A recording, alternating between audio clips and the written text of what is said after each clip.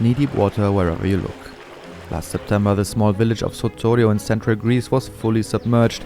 Not only farmer Georgos Kitos and his wife had to leave their home and their land behind. The village no longer has an economic life, because all the fields drowned. We don't know if they will come back, we don't know when the lake will recede, which means the village has stopped existing economically. Essentially everyone has to leave. The floods fueled by global warming destroyed homes and harvests of cotton, corn, wheat, apples and kiwis in the entire region. The costs to recover are estimated to be in the billions. Human-driven climate change is warming Europe twice as fast as the rest of the world. And it's having an impact on some extreme heat waves, droughts, floodings and wildfires across the region. And in June, Europeans will take the polls for a new EU Parliament, a potential landmark election with regards to climate. But why?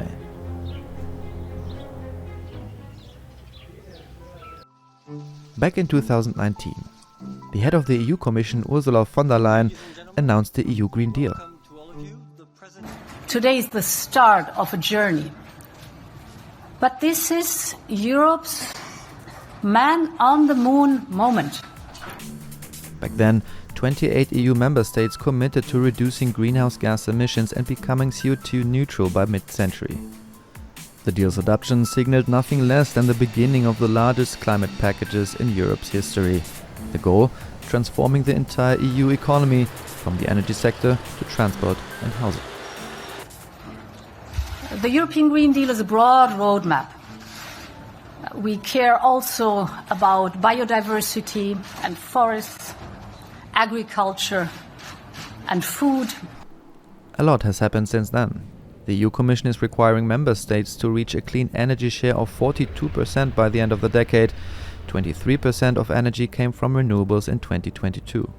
Member states also agreed to reform the carbon market, including introducing a carbon tax for some imported goods like steel, fertilizers and concrete into the EU to incentivize cleaner production in other countries. States also decided on the sustainable renovation of more than half of the most inefficient European buildings and to phase out internal combustion engines in cars to move to electric vehicles from 2035. The number of legislations that have been adopted in the past 5 years, considering the context in which the EU institutions have been operating, the war in Ukraine, the COVID crisis, and the like, this is a significant achievement. We should not forget about that. So far, so good, but the crises of recent years have turned the tide of optimism. A number of reforms have been watered down or blocked under the pressure from conservatives, populist and right-wing parties. And this, despite the fact that even the planned reforms and its projected effects are not enough to the EU's own emissions reduction targets and even less to bring the EU economy in line with the Paris Climate Accord to limiting global warming to 1.5 degrees compared to pre-industrial levels. The crack in Europe's road to a net zero economy became most apparent in the farmers' protests earlier this year. In Germany, farmers took the streets against scrapping diesel subsidies, in the Netherlands to protest green reforms and the EU's proposed nature restoration law. The legislation instructs member states to restore at least 20% of their land and sea habitat. It narrowly passed the parliamentary vote earlier this year. Conservative and nationalist members of the parliament put a last-minute resistance, positioning themselves as defending farmers and watering down the law. Gone are requirements for restoring agricultural land. Targets for reviving at least 30% of drained peatland, meanwhile, remain voluntary for farmers and private landowners. Specific targets for greening cities were also scrapped. We saw the nature restoration law into distress. That's saying the least. We saw any nature-related legislation facing the strongest backlash at the moment. We don't have a lot of emphasis on it. We don't have a lot of legislation on it. And it's unlikely to happen with more conservative forces. More and more political parties, particularly on the right wing, like France's National Rally, blame the Green Deal for the EU's economic difficulties. The European Commission and the government swear by ever harsher regulations and ever more restrictive standards for our businesses and industries.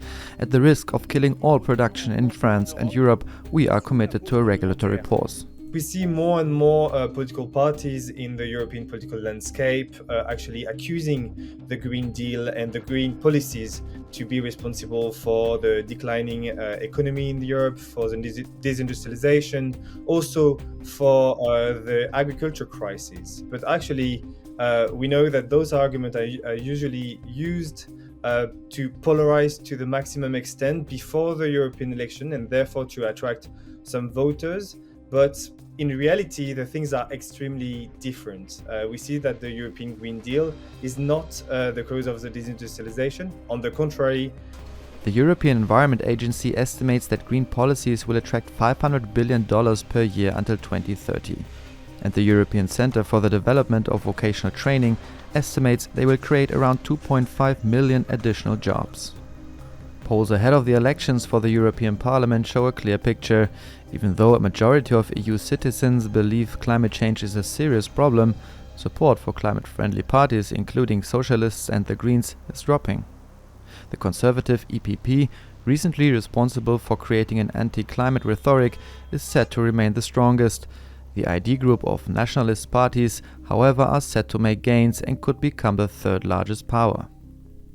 Experts warn a rightward shift would significantly change the coalition calculus within the European Parliament and could impact Green Deal reforms. It will no longer be very easy to obtain a majority on these files, and there will be much more need to rely on the far right. With regards to climate protection, this would mean the exact opposite of what Commission President von der Leyen is calling for. Together, we have shown that when Europe is bold and united, it gets things done. The price for this unity could be a softening of EU climate policies. The idea of a green and geopolitical commission was the kind of the centerpiece of the von der Leyen commission the first time around. I think assuming that von der Leyen comes in and heads a second mandate of the European Commission, what we can expect is that the sort of the green element of that geopolitical commission will be less present. Europe sees itself as a pioneer in climate protection on the international stage. At the same time, it wants to boost green technologies to make its economy and energy supply less dependent on renewables imports from China or gas supplies from the US or Azerbaijan. Backtracking on the implementation of the Green Deal targets would be fatal, experts say. If we pause or roll back on our commitments in the next mandate, there are high risks that basically others will do the job, attract investments, and attract the jobs on their territories, and the EU will just know and face an economic decline. So the main risks are not for the international dynamic, it's mainly for the European economy. In Sotoyo, Greece, after the floods, people had to start all over again. They are hoping for support to rebuild their lives and looking to Europe to help to protect them against the climate impacts of the future.